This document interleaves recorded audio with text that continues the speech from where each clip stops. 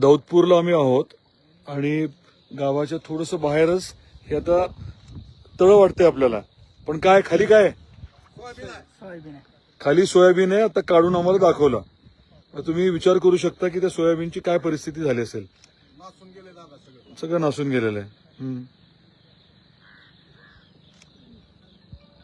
आणि तुम्ही पीक विमा भरलेला नाही. दुर्दैवाने 30% लोक असे आहेत ज्यांनी पीक विमा भरलेला नाहीये. त्याच्याबद्दल काय करायचं आपल्याला विचार करावा लागणार आहे. हे आता किती मागे तुमचे किती क्षेत्र आहे सोयाबीनचं? नाही, नदी लांब आहे ना. नदी क्षेत्र बरंच आहे. अंदाजे किती एकर किती नुकसान झालेलं असं? टोटल सगळं 100 एकर आहे का? नदीच्या कडेची जमीन तेवढी आहे दोन्ही बाजूची.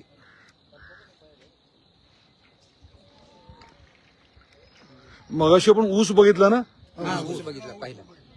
किती दिवस पाण्याखाली आहे? 15 महिना 1.5 महिना झालं पाणी येतच आहे सारखा ऊस. पाणीच कमी व्हायला तयार नाही काय. ऊसाचं आता ते हीच कमी होणार. कमी होऊन कशीच पडते त्याला. नाही ना, मगाशी हे सांगितलं ना.